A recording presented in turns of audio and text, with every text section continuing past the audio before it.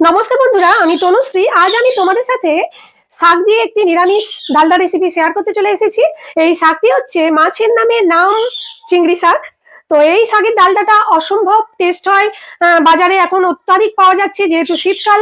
তোমরাও অবশ্যই কিনে এই রেসিপিটি বানিয়েও আশা করছি তোমাদের এই রেসিপিটি খুব ভালো লাগবে। তো হয়তো শুনেই মনে হচ্ছে যে এই শাক, কিন্তু না, যে কোনো রেসিপিকে যদি সুন্দরভাবে গুছিয়ে রান্না করা যায় তাহলে কিন্তু খুব ভালো লাগে। এই যেমন ধান শাক তো আমরা সবাই জানি যে ধান হয় এতটুকুই, কিন্তু ধানের যে ছোট ছোট চারাকে সুন্দর করে রান্না করে দেওয়া যায় আর সেটা যে সুন্দর খেতে হয়, সেটা কি তোমরা কেউ জানো? যদি কোনোদিনও আমার কাছে ধান শাক যদি আমি কোথাও কিনতে পারি বা গ্রামের দিকে গিয়ে আনতে পারি, তাহলে অবশ্যই তোমাদের সাথে ছোট ছোট ধান গাছের চারা দিয়ে কিভাবে রেসিপি বানাতে হয় তোমাদের সাথে শেয়ার করব।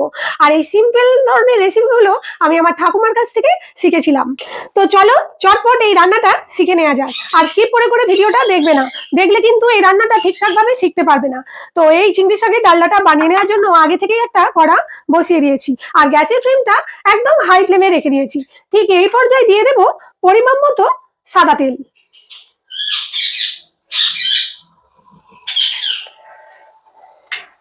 4 টেবিল চামচের মতো আমি এখানে সাদা তেল দিলাম। এবার দিয়ে দেব বেগুন আর আলু। আর আলু আর বেগুনটা ঠিক এইরকম ছোট ছোট করে আমি কেটে নিয়েছি।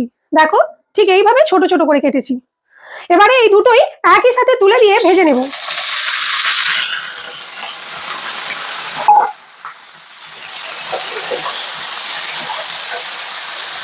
খুব বেশি কিন্তু ভাজবো না, এই দুটো একই সাথে মিশিয়ে তোমরা চাইলে আলাদা আলাদা করে ভাজতে পারো, কিন্তু তার কোনো দরকার পড়ে না। একই সাথে ভাজলে টেস্টের কোনো রকম ফারাক পড়ে না।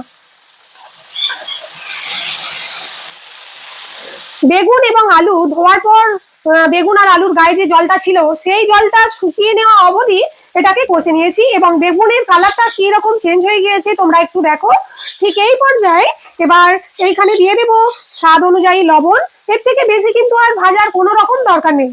এখানে দিয়ে দিলাম স্বাদ অনুযায়ী লবণ, দিয়ে দিচ্ছি স্বাদ অনুযায়ী চিনি। তোমরা চাইলে চিনিটা স্কিপ করতে পারো, বাট এই রেসিপিতে যদি চিনিটা একটু দিয়ে দেওয়া যায় তাহলে কিন্তু অত্যন্ত সুস্বাদু হয় এই রেসিপিটি।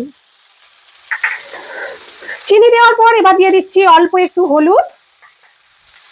এবার দিয়ে দিচ্ছি অল্প একটু ওই 1 টিস্পুন পরিমাণ মতো অল্প একটু লঙ্কা গুঁড়ো। দেখো, যে কোনো শাকের রেসিপিতে লঙ্কা গুঁড়ো কিন্তু কম দিতে হয়, তার কারণ শাকের চচ্চড়ি রেসিপিতে যদি ঝাল বেশি হয়ে যায় তাহলে কিন্তু খেতে ভালো লাগবে না। তাই যে কোনো শাকের রেসিপিতে লঙ্কা গুঁড়োটা অল্প দেবে। এবারে এই সমস্ত কিছু একটু মিশিয়ে নেব।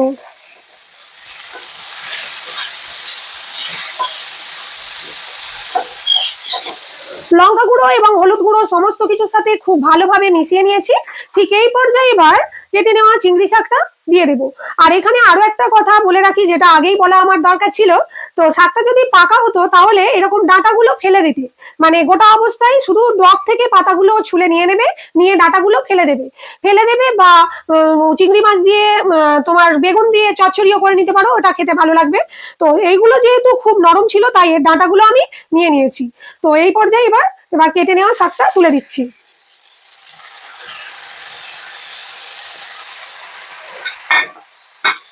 বাজার দিয়ে যখন এই শাকটা কিনবে না, তখন একটু বেশি পরিমাণে কিনবে, 500 কিনবে, নইলে কিন্তু শাকটা বাঁচতে বাঁচতে কম হয়ে যাবে আর কি, রান্নার সময় এটা কমে যাবে আর কি। তো খুব ভালোভাবে সমস্ত কিছুর সাথে শাকটাকে মিশিয়ে নেব।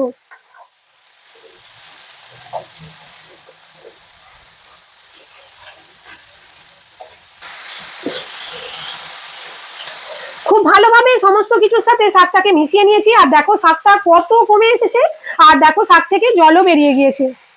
ঠিক এই পর্যায়ে একদম সামান্য জল দেবো, একদম জাস্ট সামান্য জল দিয়ে দেওয়ার পর সমস্ত কিছুর সাথে আবারও খুব ভালোভাবে মিশিয়ে নেব। মিশিয়ে নেওয়ার পর ঠিক এই পর্যায়ে গ্যাসের আঁচটাকে একদম লো ফ্লেমে রেখে দিয়ে এটাকে ঢাকা দিয়ে রাখবো যতক্ষণ না আলুটা কুক হচ্ছে। একদম লো ফ্লেমে কিন্তু আঁচটা রাখবে, এটা মাথায় রাখবে, নইলে কিন্তু তলায় ধরে গেলে এর আবার সেন্টটা এবং ফ্লেভারটা অন্যরকম হয়ে যাবে। তো এটা কুক হয়ে যাওয়ার পর ফিরে আসছি। তো 5 মিনিট পর আমি ঢাকাটাকে খুলে দেখে নিচ্ছি।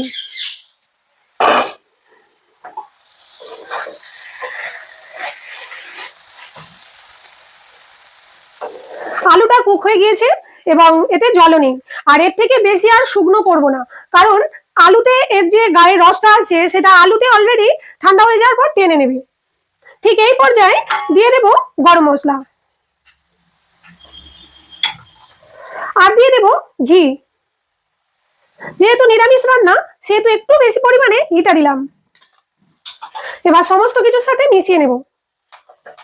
আমি কথা দিলাম এইভাবে একবার রেসিপিটি বাড়িতে বানাবে, অসাধারণ লাগবে। আমার হাজবেন্ড তো এটা হলে আর অন্য কিছু খাই না। তোমাদের সাথে কথা বলছি, পাশ থেকে আমার ছেলে বলে দিচ্ছে, মা বন্ধুদের বলে দাও। কি বলতে বলছে বলুন তো? আমি তো তলাটা সংগ্রহ করব, তারপর তো রেসিপিটা দেখাবো, তাই না? ধান গাছের তলা যদি আমি সংগ্রহ করতে পারি তাহলে তোমাদের সাথে ওই রেসিপিটি শেয়ার করব। আমি আমার ঠাকুমার কাছ থেকে শিখেছিলাম। অসাম! আমি তো ভাবতেই পারি না যে ছোট ছোট ধান গাছ দিয়ে এত সুন্দর একটা রেসিপি বানিয়ে নেওয়া যায়। আসলে তখনকারের মানুষের যে অল্প উপকরণ দিয়েই যে রান্না এত সুন্দর করতো।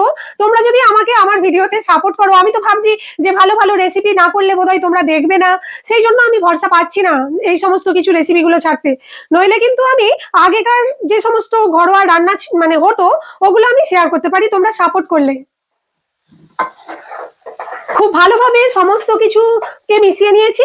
মিশিয়ে নেওয়ার পর ঠিক এই পর্যায়ে আমি গ্যাসের আঁচটাকে অফ করে দিয়ে 5 মিনিটের জন্য ঢাকা দিয়ে রাখার পর এটাকে গরম গরম ভাতের সাথে আমি সার্ভ করে নেব। যদি আমার এই চিংড়ি শাকের ডালডা রেসিপিটি তোমাদের ভালো লেগে থাকে তাহলে অবশ্যই একবার বানিও। বানানোর পর আমাকে কমেন্ট বক্সে কমেন্ট করে জানিও যে এই রেসিপিটি তোমাদের কেমন লেগেছিল। যদি তোমরা আমাকে ভিডিওতে সাপোর্ট করো বা কমেন্ট করো তাহলে কিন্তু এই ধরনের সাধারণ রেসিপি অসাধারণভাবে কিভাবে বানানো যায় তোমাদের সাথে আমি শেয়ার করব। যদি ভিডিওটি ভালো লাগে তাহলে ফ্রেন্ডস অ্যান্ড ফ্যামিলির সাথে আমার রেসিপিটিকে শেয়ার করে দিও, তাহলে তারাও এই রেসিপিটি শিখতে পারবে। আর ফিরে আসছি অন্য কোনো রেসিপি নিয়ে তোমাদের সাথে আড্ডা দিতে দিতে রান্না করব বলে। ততক্ষণের জন্য টাটা।